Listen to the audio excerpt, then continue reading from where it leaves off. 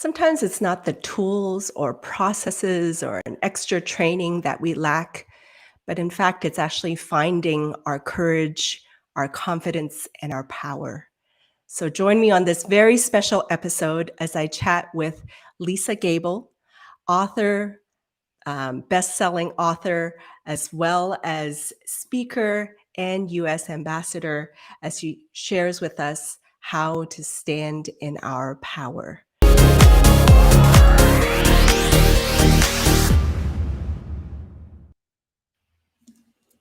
Hello, welcome everybody. Welcome to the Creator Tips, Tools, and Tales live show.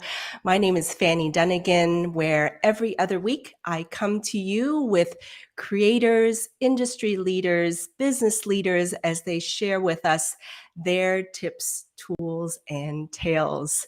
So good morning, good afternoon, good evening, depending on where you're tuning in from. We're so glad you decided to join us here. You can either watch this live or watch it in replay. If you are watching this on replay, be sure to drop a note and say Team Replay.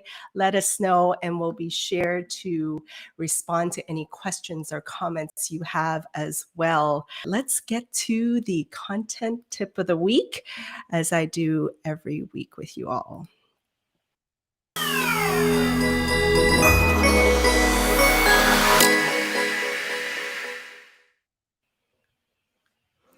Okay, so this content tip of the week was inspired by a few conversations that I had this week. I was talking to several people, clients as well as partners that had upcoming webinars and in-person presentations and conferences, as well as virtual conferences. And they were just going to go and present. And I was like, are you recording yourself? Because as you know, it's all about content creation and generating that buzz for your brand. So I wanted to kind of give a reminder to everybody here that's watching the importance of recording every time you speak. The importance of that, because it becomes content that you can chop up and repurpose. So number one, any kind of virtual webinar or presentation that you're doing, make sure you get a recording of it from the organizers. And because sometimes it's on Zoom and we have our slides up, but then our face is really small in the Zoom, what I suggest is to set up your phone or another camera beside you and have that be recording your face as you're presenting on your virtual presentation. That way, at the end of the day, you'll get the recording and there'll be your slides, but at the same time, you're going to have another camera angle of your face as you're presenting virtually. And that's a great way that you can repurpose your video and content after your virtual presentation, and then you can chop that up and post it across your social channels. And then the second one is obviously if you're in an in-person event, a conference, whatever it is, make sure you try to record that. If it's too difficult to record it because there's a huge crowd and all that, one of the things that I suggest is getting a little audio recorder. I'm going to try to make this. This is one of my favorite audio recorder. It's called Tascam. Rebecca is going to drop a link to that in the comments. And that way, if you're speaking up on stage, you just tuck this little tiny recorder in your pocket and then put the lapel mic on. So at the very least, you get a great audio recording of your presentation as well. So as always, record, record, record. Be sure to get lots of content whenever you present. And that's my content tip of the week. And speaking of recording and presentations and speaking, I think that's a nice lead-in to our very, very special guest. I'm so honored she chose to hang with us for an hour. Everyone, please join me in welcoming Lisa Gable to the show. Welcome, Lisa. How are you? I'm doing great, and I just learned so much in that tip of the day. I was taking notes over here. So thank you. Awesome, awesome. Well, we'll be all furiously taking notes as you speak throughout this conversation. But I want to read to everybody a quick bio of yours. You all have to listen to these credentials. Keynote speaker, Wall Street Journal and US Today best-selling author, presidential advisor, secretarial advisor, advisor to governors, US ambassador, UN delegate, corporate executive, board member, commentator. Lisa Gable has served four, okay, US presidents and 2 governors, counseled Fortune 500 CEOs, and represented global public-private partnerships and nonprofits with an end goal of moving organizations to higher levels of performance.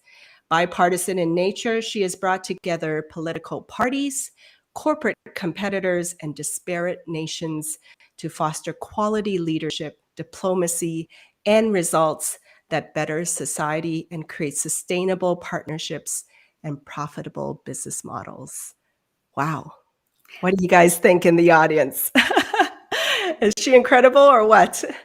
So welcome, Lisa. Man. Well, thank you for having me. It was such a pleasure to meet you this summer, and I'm just so excited that we're finally doing this, so thank you. Yeah, so just a little background. Ashley heard Lisa's keynote speech about standing in your power at the Alliance of Women Technology Summit, their leadership summit. And I was just blown away. And one of my big takeaways was that I realized that I don't dream big enough. Like hearing all these things that are accomplished. And I'd love for you to kind of like just walk us through how you kind of ended up here or how you even ended up at the White House. Can you give us a kind of like a roadmap or journey through that? Well, it was a series of unexpected things that worked out very well. When I started interning in Washington, D.C. at the age of 18, I ended up being featured on the front page of the Washington Post with 3 other interns as an example of interns that were flooding into Washington to work for Ronald Reagan. When I was 19, I actually left my university for a period of time and took a job in the administration where they had me touring around the country talking about a topic which was privatization of student loans. And through that process, when I was 21, I was working at the Pentagon as a Reagan appointee. I was the youngest, probably the only female, one of the only females, and the youngest appointee there during the Cold War. And a friend of mine called, his name was Eric Vautour, and he said, "Lisa, I'm leaving my job at the White House. Would you like it?" Well, I was a pretty smart 22-year-old by that point, and I said, of course I would. And so I had the opportunity to serve in the last couple of years of the Reagan administration, which was truly the greatest honor and privilege. Wow, amazing. And I want to pull this up real quick. For those of you, be sure to check out her website, lisagable.com. And it kind of shares with us a little bit of your background here, right? It does. It Walk us through takes you some of through this. some of my story, and it tells you about the audiences with whom I've spoken. Today, I launched the site, and I'm just thrilled that Fannie gave me an opportunity to talk about it. You know, one of the things I tell everybody is right now, my goal is to help the next generation of leaders. And I'm hoping through this process of being able to go out and speak to audiences and help people learn from the experiences that I've had, that we can link arms and solve those big problems that we face today. Awesome. Awesome. So, I mean, some of the things that, you know, you've been in very powerful positions, positions of influence, positions of change, right? And we're always, you know, I know that as I kind of navigated my career, it's always a little intimidating to like be in room full of decision makers, and in your case, like decisions that impact our country and all that. Like, tell us how you kind of came about, and what were some of the challenges that you face being in those kind of rooms, and how to even make a stand in rooms like that. So maybe first the challenges that you faced. Well, I think I boiled it down to sort of 3 challenges that I faced. One was, you can't tell, but right now I'm sitting on 2 pillows because I'm rather short. And so being small of stature, when I worked at the Pentagon, I weighed about 95, 96 pounds, 5 feet tall. Wow. And my feet didn't touch the ground because they didn't have chairs for women at the Pentagon. They had really big, heavy doors. And so I couldn't do anything about my size. But one of my mentors taught me, he said, speak with facts and look for that opportunity when there's the lull in the conversation. If you've done your research in advance and you've identified what's the purple elephant in the room, own it and be the person who comes prepared with facts. Don't feel like you have to rise above everybody. Wait until the conversation stops and go, oh, but by the way, have you thought about this? And that gave me a lot of power I wouldn't have had. And actually, because people underestimated me when I walked into the room. I think the other big challenge is credentials, right? And even at the age I'm at today, I've been working for almost 40 years. I'm still acquiring credentials. Everything you do, somebody goes, oh, but you need to be able to do this. Oh, you need that credential. And so getting those credentials, one thing I did is I went to grad school at night while I worked at the Pentagon and the White House. And then when I moved to Silicon Valley, I served on boards and commissions, both for governors as well as for US presidents. And so serving on different boards while working full time, particularly while I was single, allowed me to rack up a lot of credentials by the age of 29. And that leads into the third challenge. And it's a good thing I did move things forward so quickly, because when I first got married in my early 30s, my husband, about a year and a half after we were married, was diagnosed with a very rare form of cancer and 2 autoimmune diseases. And so what I recognized is, because I'd done so much work in advance, building my credibility, I was able to step back at different times and sort of zigzag through my 30s to keep my eye on where I wanted to go, but to also spend the time I needed to spend both with my husband and my daughter, who was quite small at the time. Got it. So what I heard from you is gather those facts, credentials, and really kind of bring all that together. What did you mean by what's a purple cow or purple purple elephant? Tell There's us about that. always that one thing in the room that nobody wants to talk about. Nobody wants to talk about it. And yet it's the biggest problem. And some people may feel that, well, if we talk about it and if I don't say it the right way, I'm going to get in trouble, or I might embarrass somebody. But we all know it. We all know it. We walk into a boardroom, we walk into an office meeting, and you know that everybody knows the real problem, but no one is willing to say it. Yeah. What I learned is to basically, and this was the basis of my book, is I learned to integrate the manufacturing processes I learned at Intel with what I call the art of diplomacy that I learned while in the Reagan White House. Ronald Reagan was a very gracious person, but he got things done, and he was able to say things in certain ways that made sure people weren't offended in the room, that somehow brought everybody forward, but still at the same time address the fundamental problem. And so for me, sometimes I talk about the elephant. He's purple. He's wearing a tutu. He's got a crown on his head. Why aren't we talking about it? Does no one else see it? And they all do. And the irony is, men can sometimes be the most reluctant to talk about the purple elephant. So I make sure that we address it. I try to do it diplomatically in a non-offensive way. But the bottom line is, you can't solve the underlying problem you're there to solve unless you address the hardest problem. Got it. I'd love to hear from the audience as well. Drop in the comments. Let us know what has been a big challenge that you faced when you're making a stand. We'd love to see that and address it. I saw a question. I can't quite find it just now, but one of the questions was that you've done so much in your journey. What was a moment that really brought you joy?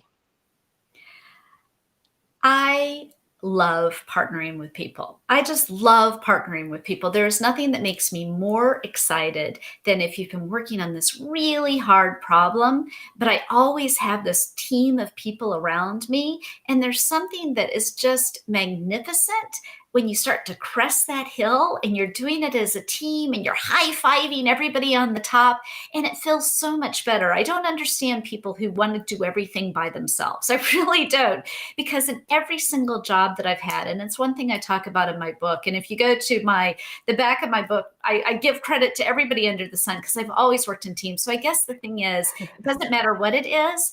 I love the people I work with, and I'm still close to so many people. And some of those people have been on my team in multiple different jobs. And I guess what I would say is it gives me great joy when I call them up and they go, oh yeah, I'm back up. I want to do it again.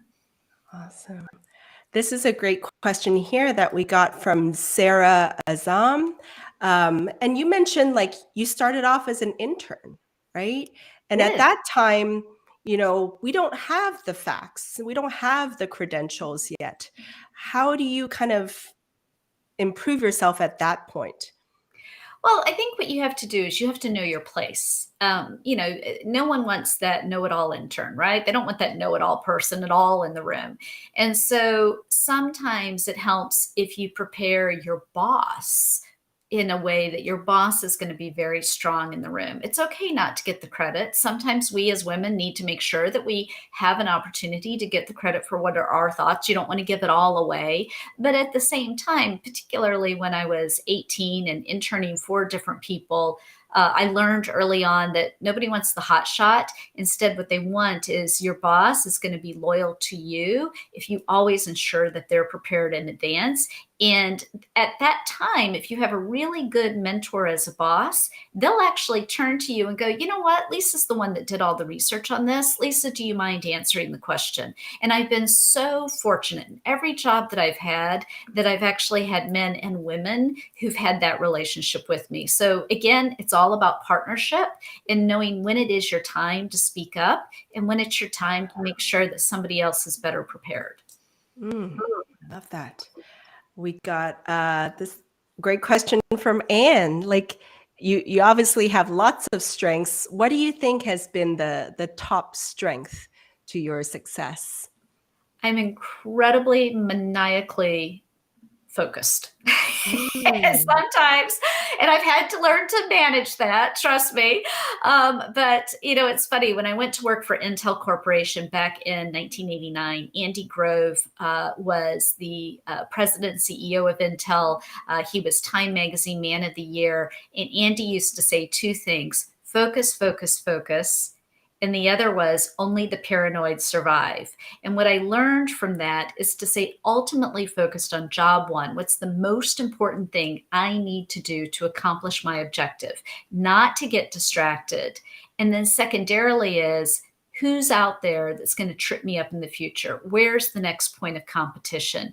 And so I would say that maniacal focus, it may drive my husband bananas sometimes, is probably my greatest strength. Oh, wow. I love that. And like you mentioned, this career that spent all the way back to 1989, right? You've really seen how communications have changed, social media, right? We didn't even have social media back then, right? And this great question from Debbie in the audience, even now, like how has social media changed how we lead and communicate and influence versus when you first got started? Well, I'm going to be honest. I'm so old that I remember in the Pentagon in 1989 when a group of guys from DARPA came into my office and started talking about this thing, the internet, and how we were all going to love communicating with each other on it. That's how far back I go. And then my husband got my email when we got engaged, and he said, "I'm getting you one of my first presents to you is your email." And I go, "What is it?" Lisa@gable.com. I'm like, "Okay." He goes, "You're going to be very happy about that one day." So what year was that? That was 1994. Yeah, he was wow. he knew what was coming, and he said, "You're going to be so happy that you have it." And he's right. He is. So I think the thing we have to remember, and it's funny, I spent some times recently going back and actually trying to wrestle with the question, has social media changed us as we are human beings so much? Is it making us act in a different way? Or have Hmm. we always acted this way, but it's allowing it to be more public, or it's allowing that Yeah. communication cycle to work more quickly? And I went back and I studied, you won't believe this, I studied witch burnings in Germany in the 1600s. Wow. And then I went and started pulling quotes from Aristotle, Socrates, de Tocqueville, and Ben Franklin. And I'll tell you, it's an interesting exercise because if you Mm. start pulling the quotes, it could be 2022. And what it teaches you is that yes, the world has improved. The manner in which we Mm. communicate and how quickly in the larger audiences to whom we can communicate have obviously grown exponentially. But the reality is, the things that we say and the things that we do and the way in which we behave, we've behaved like this for 2,000 years. And Mm. and until we wrestle with our own personal behavior, we're not going to Yeah. solve any of these problems. Yeah. I once heard Gary Vaynerchuk, an influencer on social media, talk about, he said very something similar to what you just said. He said, we're still the same. Social media just amplifies it all, right? Amplifies who we are, magnifies who we are. So yes, very much so. So as we kind of make a stand for things that matter, right? I know that's one of the things that's important to you. Like, um, how why is that so important for us to stand in our power and to speak up? It goes back to the thing that makes us human. And we really saw it, during the Cold War. We saw it during the rise of the Nazi Party in the 1930s in Germany. It's really important to stand up for what's right. And what you find is that once you do, you discover all these other people who agree with you. It is a rare person who likes to be the person who raises their hand in the room. And I have literally sat in a room with extremely powerful people and have been shocked and amazed when the CEO or the president of the United States asks a question. Nobody wants to answer it. Nobody wants to answer it. And there's this hesitancy. There's this hesitancy we as humans have. I don't know why it's there. But the reality is, if you've thought about it, and I really do study in advance. I spend a great deal of time preparing for every single big meeting I walk into. I make sure before I meet somebody in an industry that I've studied it and I have a good understanding, as to what we're talking about. So I'm not saying just blurt something out, but what I'm saying is think about the points you want to make and feel confident that there are other people who are thinking the same thing, but they're not as brave as you are. And by being brave and by stepping forward and saying, this is a problem, the level of respect and credibility that you will gain and the level of influence and power that you will gain is truly significant. Yeah. I'll never forget a quote I heard where it's like, speak even if your voice trembles. Yep. And I I always love that because it's like, okay, I'm going to say it anyways, even though I'm scared and it's nerve wracking. I'm just going to say it, right? And I'm the person that gets the red neck. Oh my God, the red neck, the dead giveaway. In fact, I'm just going to be honest. You will Yeah. know if I'm walking into a meeting I'm not as comfortable with. I'll be like wearing the scarf or the turtleneck, Oh, the high neck. hide it. We all have our thing that, Yes. that Right. will show itself. Yeah, yeah. I'd love to hear from the audience. Let us know in the comments, like a nerve-wracking experience that you had, and how did you handle that? Um, Here's a question from Pastor Devin Miller. He asks, how would you evaluate the role of women in leadership in corporate and politics? And I'm sure you've seen it kind of change over the decades as well, right? It's a twofold answer, and I'm always very honest about this. I have found an amazing group of women that I am friends with, and some of us date back 40 years. And what we have systematically done is we've gone and found women like ourselves, women who believe that success is a team sport. And we continue to grow the relationship, and we help each other up the ladder, and we are happy when the other person succeeds. That is not all women. There are some women who aren't like that. And so, in any situation, what you want to do is you want to find that group of women who are into coming up with solutions that benefit everybody. They don't have to be the queen, but they can be the leader of a court. And what I mean by that is that they have to be willing to step aside and let somebody else lead at different points in times. They have to help the next person up. And there are women. It's funny now that I'm in my late 50s. Many years ago, there were a group of us that said, I want to be like so and so. And so there's a woman by the name of Barbara Barrett. She was Air Force Secretary, U.S. Ambassador, on the board of Raytheon, all these other things. And I would always go, I want to be Barbara. Or I want to be like Nancy Brinker, who's a good friend of mine. She started Race for the Cure, and she was a U.S. ambassador.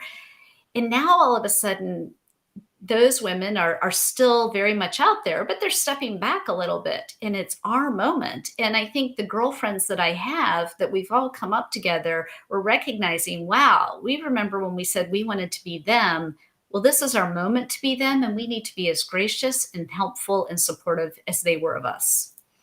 Oh, beautiful. I love what you just said about we don't have to be the queen. We just need to be leaders of the different courts, right? At different times and be gracious about it. Awesome.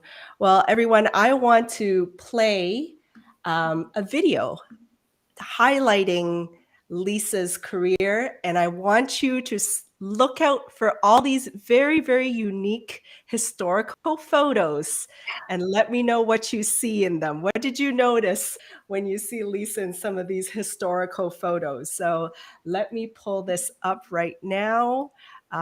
It was fascinating. I remember seeing this at the keynote that you gave, and I was just like, wow, that's so cool. Okay, here we go. Okay, and let me. Whether I'm working with an elected official, a Fortune 500 CEO, or a middle manager, everybody shares the same end goal. Each of you has a desire to move your organization or communities to a higher level of performance. They not only had to rectify their image in the minds of the consumer, but they had to also do it within the minds of people. And that's why I'm so excited to work with you to bring together your teams, your customers, even political parties or corporate competitors to foster quality leadership, diplomacy, and results that better society and create sustainable partnerships and profitable business models. I started my career in the Reagan administration when I was 19 years old. I was 21 at the Pentagon. Innovation is happening at dizzying paces. So we've made things very complicated, and we need to go back to focusing on safety and efficacy. No, I'm not exactly a wallflower, but early on I was the odd girl out.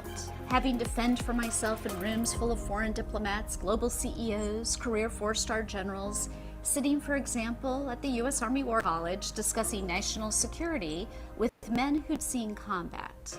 My success depended on making what mattered to me matter to others. And it's the rule I live by today, and I can help you learn to do the same thing.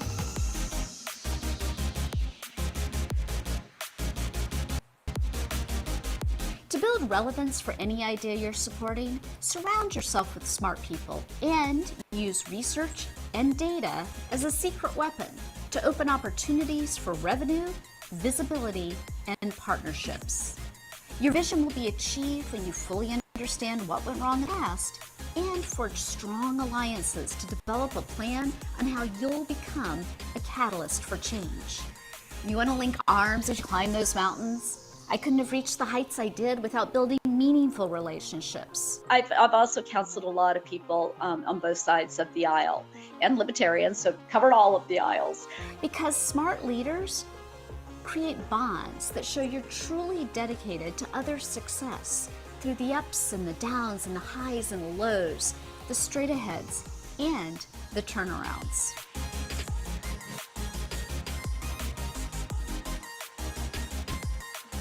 And never forget that having compassion and empathy for people, it's not only the right thing to do from a human perspective, but it pays dividends when you treat people with dignity and grace. Because the things you build speak to your impact on the world around you. Kindness, humility, generosity. That's all the part of the legacy that you're going to leave as a leader. We're going to embrace data and process because that's going to allow us to speak with facts. But what you're doing right now is you're making success a team sport because it's also how you lift each other up.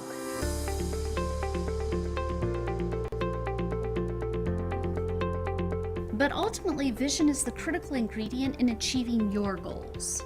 The power of the big idea is job number one for any leader looking to create sustainable change, seeking to guide an organization, navigate a merger, or change the world. We have amazing advances in biopharma. We have people developing competitive space transportation. And we've got Elon Musk out there talking about colonizing Mars.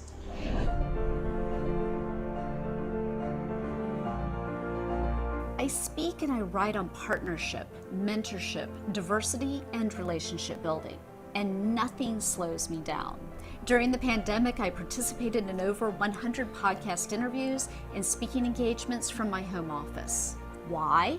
Because my mission is to support the next generation of leaders and organizations that are solving the world's biggest problems. Sometimes businesses don't really understand.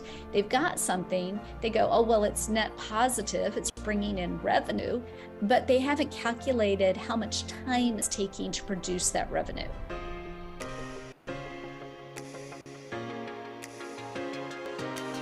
Let's change the world together by making what matters to you matter to others.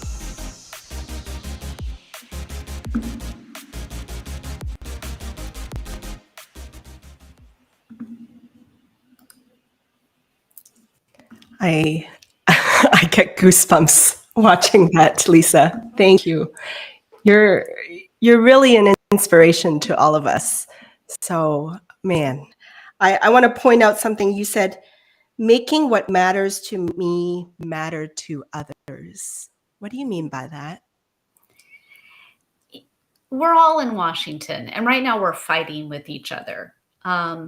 And even on the internet, we're all fighting with each other. And I think the missing piece of the puzzle is that people need to understand that you need to influence other people. You need to bring people over to your side. And the only way you can bring them over to your side is if you listen to their point of view and incorporate their point of view into the solution set that you are advocating for. And for me, it's not making it my idea is so important, I need you all to listen to it. It's, I have a dream. I want the world to be a better place. I think the technology I'm working on or the project I'm working on is going to make the world a better place. But first, what I need to do is understand I don't have all the answers. And more importantly, if you're solving a problem, you need to understand people's pain points. And so it's understanding that there's a process in it. And there's an attitude that you have to have. But at the end, you feel so wonderful when people are there standing with you, applauding over the finish line. I love that. Here's a question from Patty in the audience, which I think is great. We're, as we grow, as we get other people to care about what we think matters, what is the best suggestion you have for creating a team? It's when you first create a team, I highly recommend that you interview everybody, right? You do an audit. You sit there, you may keep this idea in your head. You may tell people that this is the end goal we're trying to get to, but then you step back and you start interviewing people. And I incorporate that also from a government perspective into shuttle diplomacy. I will fly anywhere to sit down and listen with a person, particularly if I know that they're not going to be happy about what I'm doing. And what I have found is that when I show up on their doorstep and I sit down and I listen to them and I don't say a word, and then I go, okay, this is what you told me. Is this what you meant? If I do it this way, would that solve the problem you're trying to solve? I've, through that process, managed to bring a lot of people ultimately onto my team that were diametrically opposed to everything that I stood for. And you want a big team. we're too much in our silos right now. We really do need to have that process where we're joining arms, and we're doing so in a way that we're meeting each other's objectives. Oh, and that diplomacy, right? We're missing that. So true. And I saw somewhere in there, yes, one of the comments, just like we really needed to hear your voice and stand for unity. Absolutely. Rose Shonda has a great question here. The most recent research mentions men will apply for jobs and project confidence when they only meet 30% of requirements. And on the other hand, women will hesitate unless they meet 80% of the requirements. Did you ever face that lack of confidence or felt like imposter syndrome? I never felt imposter syndrome. I always had this inordinate sense of self-confidence that drove my parents nuts when I was a little girl. But what I will tell you is that I have absolutely known when I walked into a room that I didn't have all the credentials they were looking for. But I still fundamentally knew that I had different attributes that I could bring to their processes that would improve them. And what I also know from having done so many turnarounds is that people have a tendency to, take the book off the shelf and do whatever that book outlines and tells you to do. And there's this temptation to just rotate the same people over and over and over again with the same resume types through a job. And then people step back and go, gosh, this thing doesn't work. Why isn't this thing working? Well, the reality is maybe you need to bring in somebody different. So I guess the answer to your question is, even if I knew I didn't have all the characteristics, I still knew that maybe bringing in a different attitude, bringing in a different set of experiences could actually help accelerate them forward. So part of making what matters to you matter to others is in that job interview, you may need to move them to considering you. When I first went for my scholarship at Georgetown, I had a fully paid scholarship. I put myself through college, fully paid scholarship for my graduate program. The program was 85% men. All of those men were mid-career military and national security professionals in the intelligence agencies on Capitol Hill. I was 20 years old when I applied for the scholarship. I didn't initially get into Georgetown. I walked into the office and I convinced them why they had to let me into the program. 85% men, all in their late to mid 30s.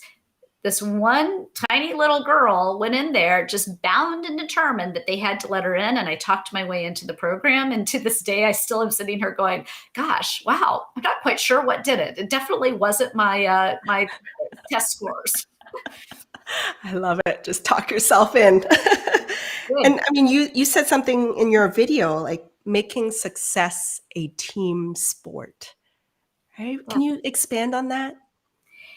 We can't do it alone. There is not one human being that can do everything by themselves. I think the beauty of the way our founding fathers set up our government is they actually knew we needed checks and balances, but they also knew that we needed it to be about we the people. And that is a fundamental part of being an American. It's we the people. We the people guide this democracy. And in every step that we take, we are so much stronger and actually happier if we are constantly working with a group of people. And as I say, reaching back and pulling somebody up behind you, or reaching up and asking somebody else to pull you up. It's so more dynamic. It's richer in experience. And it's pleasurable. There's happiness in it. Absolutely. Now, a big part of this show is about putting yourself out there, creating content. And obviously, we had 2 years of, the pandemic and, just being left to do podcasts and virtual appearances. And you went on over like 100 podcasts. And sometimes I have people say to me, and they're like, oh, I'm too old to get on social media. I'm not versed in it. I'm too old to kind of put myself out there. And you're just continually going out there. Like, give us some advice on that, and for people that might be struggling with that. Well, part of it is I love to talk with people. And so during the pandemic, my husband and I were on our farm for about 18 months and didn't see anybody. So the only way I could talk to people is doing it like this, right? Having an interaction with people, even if it was virtual. Secondarily is I love meeting new people. I love adding people to my team. I collect people. I know it sounds strange, but I just love diversity of people in my life. And so through the pandemic, what am I doing? I'm sitting at home. I was on a farm. I wasn't seeing anybody. So I would get a note on LinkedIn and I would do research on the person. I would make sure that they were credible and there wasn't anything embarrassing in the podcast that they were doing. But it was a way to get to know new people. Some people had millions of people in their audience, and some people had 20. You know what? I didn't care because I wanted to support. Like I had a lot of young people who called me or sent me notes on LinkedIn and they said, would you be on my podcast? And so they'd explain to me what they were trying to do. And I just felt so great being able to help them build an audience. In other cases, there are issues about diversity and health equity that are very important to me that I've been working on for quite some time.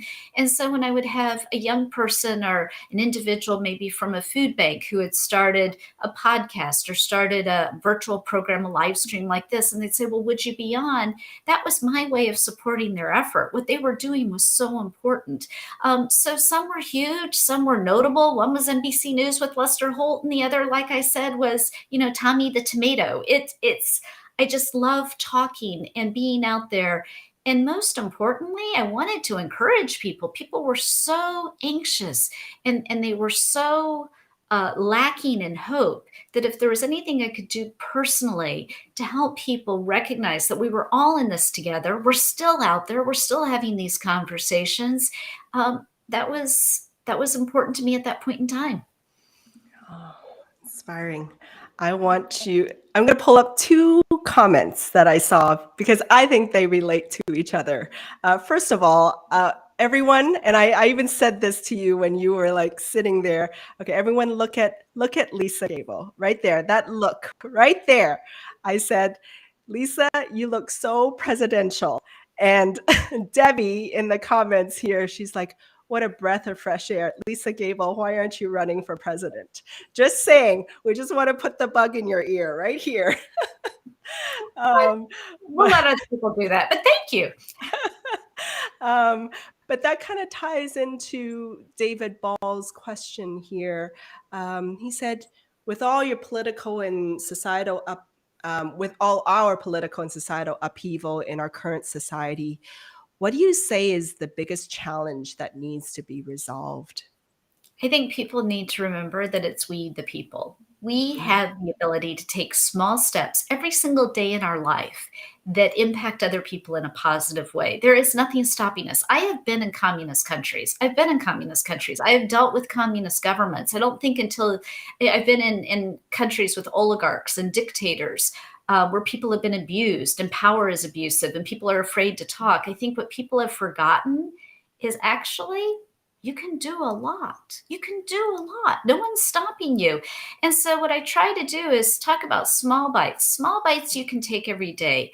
If you are talking to your Uber driver, which I talk to all of my Uber drivers, and you should, their lives are so fascinating.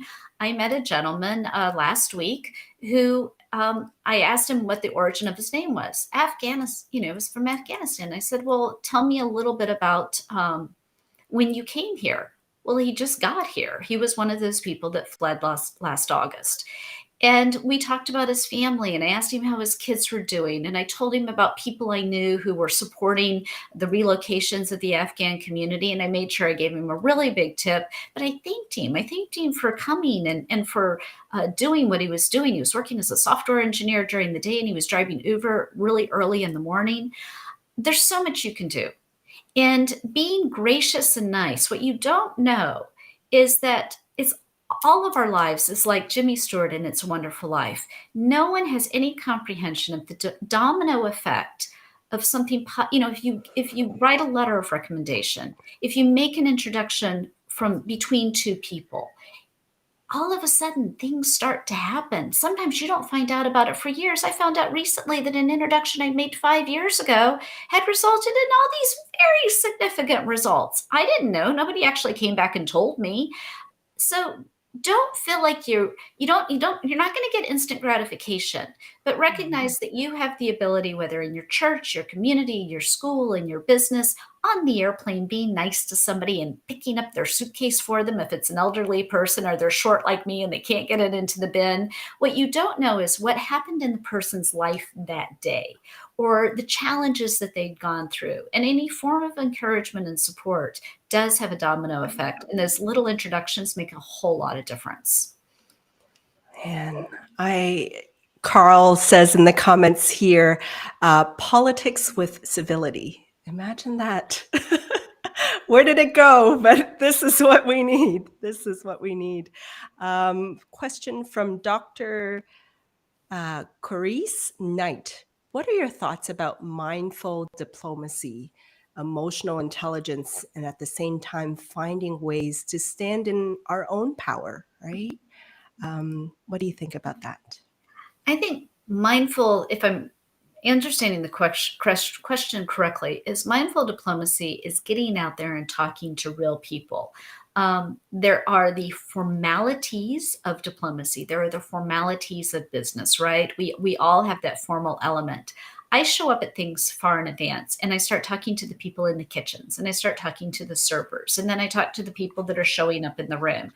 I embarrass my family because I will walk up to any human being and introduce myself to them. If they're standing alone, they look lonely. I don't want to leave them over there. I think it is a matter that you have to separate formality from actually getting to know real people. There's a phrase at the FDA, it's called voice of the patient. And it's a newer concept, which is making sure that people know the life and the daily challenges of every aspect of a patient's life that may have nothing to do with their disease, but it's made more complicated by their disease. Everything in life is that. And until you're mindful of people's pain points, until you're mindful of their points of joy, until you're mindful of really what's important to them, then we're not going to be able to make all of this work. And so taking that extra time, when I was in Japan, I would go to the smallest village. I was in a St. John suit, Chanel high heels, sitting in a boat with a man who had cormorant fishing going on, because it was really important to the mayor of that city that I sat there and learned how those fish fished. I never know what the influence of that is, but I'll tell you, I have a better understanding of the Japanese people than I when I entertained the man who's now the emperor of the country. I love that imagery, Lisa. I am literally picturing Chanel shoes and then little fishing boat. But that image in itself sums up so much to me. Like being authentically us, whether we're a woman or a man, like just own it. Right? Like we love shoes. Let's have that shoes in the middle of the boardroom, right? And then at the same time, like just talking to the people, right? Yeah. And listening to them. Okay, this this made me giggle. Greg, thank you for the shout out. Gable Dunnigan 2024. Okay, cool. I couldn't help but put that up. But you're such a breath of fresh air. I mean, as Debbie said in the comments, as you kind of move on and now you are doing more speaking engagements, paid speaking engagements, and getting your message out there, you're building your legacy, right? And you're leaving something behind for us, right? Like, tell us what you want your legacy to be and what you want to most be remembered for. I want to be remembered for the people that I helped. And one reason is that my father passed away in his mid-80s in 2019. It was one of the impetuses for the book. And you'll see I write a lot about my father and how he influenced the person I became. But my father started a very small organization. It became a very large national organization. And yet when he died, we were overwhelmed with text and Facebook. One great thing about social media is people can find you. And I was getting these beautiful notes from people. And here's some of the stories. One was a young woman that I'd been a cheerleader with in high school. And she said, I don't think you realized it, but when I wanted to be a news anchor, and she is a news anchor today in Pittsburgh, Pennsylvania, on a major station. She said, and I tried to get an internship. Everybody kept telling me girls couldn't be anchors and they couldn't be reporters. And your dad stepped in and he told them they were going to give me that internship. And it was with WSET in Lynchburg, Virginia. And he opened up door after door and just kept telling the men no on my behalf. There was another note from somebody else that this was like 1972, and it was a young woman, and she couldn't afford to pay her college tuition. And she sat down with my dad, and we didn't have a lot of money. And he wrote her apparently a $500 check, which at that point in time was a lot of money. And he said, look, no one told you that college doesn't have to be 4 years. It can be 6 years, and I'm going to help you through it. And you're going to have to work, but this check's going to be here to help you pay off over a period of time so that you can incrementally work your way through your college education. I never knew that story. And so what I hope, again, is that, my legacy, all the important things you did, all the titles that you have make no difference if nobody shows up for your funeral. And I don't mean that in a bad way, but if nobody's sitting there going, this is the impact this person had on me, that's really, people at the end of the day, they remember how you treated them. That's what they remember. And that's really what I learned from my dad's passing. 100%. 100%. I don't want to wrap up without talking about this. Okay, so everyone, this is Lisa Gable's book, Turnaround. We're going to provide links in the chat so that you can get this book. Lisa, walk us through why you wrote this book and what is this book about? Well, I got persuaded to write the book by my publisher, who said, you've had all these interesting turnarounds you've done in business, government, and philanthropy. Nobody else has done that. And by the time this book will come out, which was October of 2021, we should just be re-entering the world. And this concept should be very popular. And what I did is I did take those manufacturing principles that I learned at Intel, because that's what I've used in order to do every turnaround. And here's what they are, which is visualize the future. Don't look at the world the way it is today. Think about what's your perfect world scenario. What do you want it to look like? And then go back and audit everything in the past, not just the recent past, but going back to the starting of the institution that you're involved with. Why did somebody start the thing in the first place? What problem was it supposed to solve? And is that problem still relevant today? And after you've broken down the past, what you're going to do is develop a path from your past to your future state. And you're going to do that by identifying jobs 1, 2, and 3. You can't do everything. Job 1 is the thing that you've got to do to survive, thrive, and live. It's the only thing. Jobs 2 and 3, they're your backup singers. There are other stuff you have to do, but sometimes those things can make sure, it's kind of like in football, and I'm bad at football analogies, but, making sure that one person gets over the line and everybody else is ensuring that they do because they have their functions. And because you've done this work, because you've gone through decision trees, because you've interviewed people, because you've done the audit, you kind of know what the problems are. You know what the path forward is. You're only going to pursue one thing with your 2 backup singers, so you can execute with speed, confidence, agility, and heart. And here's why heart is part of it. Every turnaround impacts people. It's not a pleasant experience. It's not a pleasant experience for the customer, for the employees, for the patient, whoever it is. It's not pleasant for the board. No one likes turnarounds, but you have to acknowledge you have to make hard decisions, but you have to be able to verbalize and acknowledge the impact your decision has on another human being. And during my last turnaround, I wrote a letter we did an 83% restructure. I wrote a letter of recommendation for every single person that we had to lay off. And I brought each person into my office and I said, what do you want to do? Not tomorrow, because I know getting a job right now is top of mind for you, but what do you want to do in the future? And then we looked at jobs that were out there. We crafted the letter so that it supported what I call their special sauce, what made them so special for this career path, and at least tried to make it an easier process. I had to let them go. We were out of money, but at least I could be human about it. Oh, that just gives me goosebumps. Like just literally you had to let them go, but then here you are still writing them a personalized, customized letter of recommendation to send them off to their next career goals and adventure, right? Beautiful, beautiful. Lisa, I have 2 questions from the audience that I really want to get to. Do you have a bit more time just to go over a little bit? Okay, because I just love these 2 questions, and then we'll wrap up. Sean says, what is your take on vulnerability in leadership? I think you need to tell people what's going on. When my husband was sick, I tried to hide it. I mean, it was chaos in our lives. He had 7 operations in 3 years. You can't hide it. And so you need to tell people what's going on. You need to be vulnerable in a work situation when there's a turnaround. One of my friends who had been at Salesforce and Cisco, she gave me some really good advice. She goes, walk into the room and tell everybody what the situation is and tell them what you have to do. And then make sure that, you know, what I did, which was the follow-ups with each person to understand how it impacted them and what their feelings were about it. You've got to, people who are standoffish and not warm, they're not the greatest leaders. They may accomplish a lot, but at the same time, I think truthfulness is key. And one thing I would encourage people with, and I talk a lot about it because of my husband, we live with diseases that we couldn't have lived with before.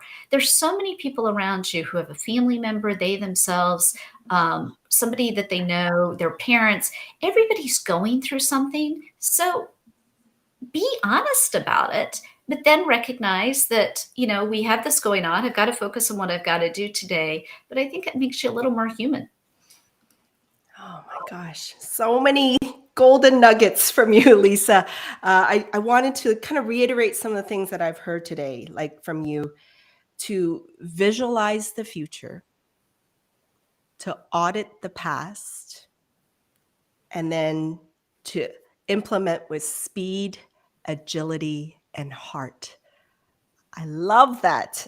And then truthfulness is key. Yeah. Right. And then I think this is a wonderful last question.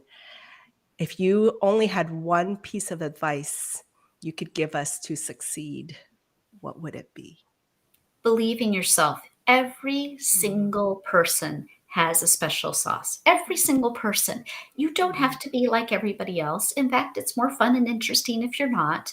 Believe in yourself. Figure out what you're really good at. What do you really like to do? And lean into it.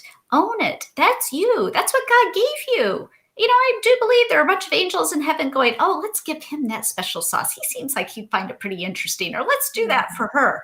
Who knows what it is? But the reality is, believe in yourself. You have the ability to make a difference. Every single one of you has the ability to make a difference. Just believe that you can. Thank you. Oh my goodness. Thank you for your time, for your inspiration, for giving me goosebumps. I think some of you in the audience felt that thrill and that inspiration.